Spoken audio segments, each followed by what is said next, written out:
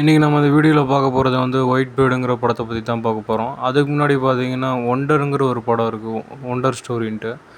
அதில் ஒரு பையன் வந்து ஒரு ஹேண்டிகேப்புன்னா ஃபேஸில் வந்து பையனுக்கு மூஞ்சியில் மீசை முளைச்ச மாதிரி இருக்கும், சிறுத்தை புலி மீசை முளைச்ச மாதிரி. அந்த பையனை வந்து புள்ளி பண்ணிக்கிட்டே இருப்பான். அதாவது அந்த பையனை துன்புறுத்துறது, அடிக்கிறது, தொந்தரவு பண்ணுறதுன்னு பண்ணிக்கிட்டே இருப்பான். அதனால் அந்த பையன் வந்து அவங்க பேரண்ட்ஸ் வந்து பிரின்சிபல்கிட்ட கம்ப்ளைண்ட் பண்ணுறாங்க. அந்த பிரின்சிபலும் எவன் அடித்தானோ எவன் துன்புறுத்துனானோ அவனை கூப்பிட்டு மிரட்டுறாரு. இப்போ அந்த படத்துலேருந்து எவன் துன்புறுத்துனானோ அவனோட படத்தை வந்து இப்போ தனியாக எடுத்திருக்காங்க. இவன் வந்து புள்ளி பண்ணனால வந்து பிரின்சிபல் திட்டி வீட்டுக்கு அனுப்பிச்சி வச்சிட்டாரு. இவனுக்கு வந்து அறிவுரை சொல்கிறதுக்காக பாரிஸ்லேருந்து அவங்க பாட்டி வராங்க.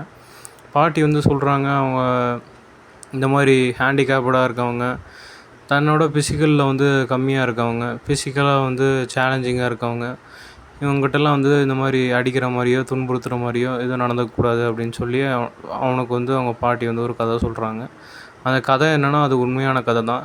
அது இவங்க லைஃப்பில் வந்து நடந்தது.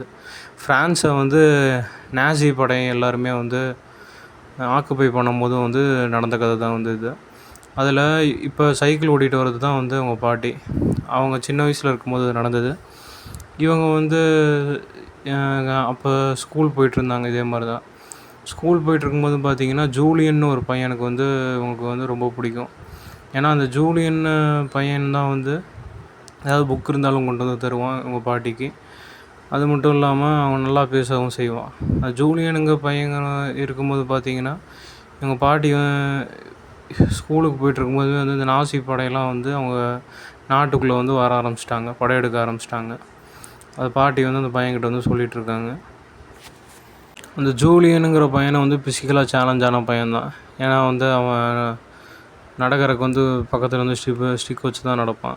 அவன் வந்து இந்த பாட்டிக்கு வந்து பாட்டியோட பேர் வந்து இந்த படத்தில் வந்து சாராங்கிற பேர். இவங்களுக்கு வந்து புக்கு கொடுக்குறது அப்படின்னு சொல்லிட்டு நிறையா ஃபேவர் பண்ணுவான். அப்புறம் இவங்க 2 பேரும் பார்த்திங்கன்னா வந்து நாசி படையெடுத்துகிட்டு வரனால ஒரு சுச்சுவேஷனில் வந்து இவங்க 2 பேரும் ஒரு குகைக்குள்ளே போய் தங்குற மாதிரி ஆயிடுச்சு. அந்த குகையில் பார்த்திங்கன்னா இவங்க 2 பேர் மட்டும்தான் இருக்காங்க. அப்புறம் வேறு வழி இல்லாமல் இந்த 2 பேருமே இந்த குகைக்குள்ளே பார்த்திங்கன்னா இருக்க சாப்பாடு எல்லாமே சாப்பிட்டுக்கிட்டு ஒரு லவ் ஸ்டோரி வந்து இந்த குகைக்குள்ளேயே வந்து உருவாகுது. எதனாலன்னு பார்த்திங்கன்னா அந்த குகைக்குள்ளே இவங்க தங்கினது வந்து 1 வருஷம் பக்கம் இருக்கும். இந்த 1 வருஷம் பக்கம் வந்து ஒருத்தருக்கு ஒருத்தர் துணையாகவே இருந்தாங்க. அப்புறம் வந்து இவங்க சாரா வந்து லவ்வில் வந்து ஃபுல்லாக ஆரம்பிச்சிட்டாங்க ஜூலியனோட. இந்த படம் மூலமாக வந்து அவங்க பாட்டி என்ன சொல்ல விரும்புகிறாருன்னா, தன்னோட பேரனுக்கு எல்லாத்துக்குமே வந்து இரக்க குணம் வேணும், அன்பு செலுத்தணும்.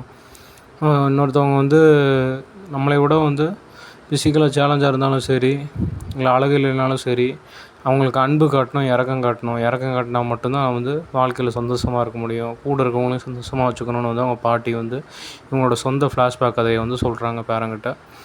அப்புறம் இவங்களோட அந்த ஃப்ளாஷ்பேக் கதையில் பார்த்திங்கன்னா வந்து 2 பேரும் சேர்றாங்க, லவ் பண்ணுறாங்க, ஜாலியாக இருக்காங்க. அப்புறம் போலீஸ் நாசி படையினர் வந்து பிடிச்சிடுறாங்க. ஹீரோ ஜூலியனை வந்து பிடிச்சதுக்கப்புறமா பார்த்திங்கன்னா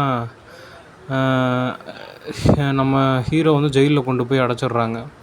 ஜூலியன் அடைச்சதுக்கப்புறம் இங்கே ஜெயிலை விட்டு தப்பிச்சு வரலான்னு பார்க்குறாரு. ஆனால் தப்பிச்சு வர்றது தெரிஞ்சதுனால வந்து இந்த நாசி படையினர் வந்து இந்த பையனை சுட்டுடுறாங்க. சுட்டதுனால செத்துடுறான்.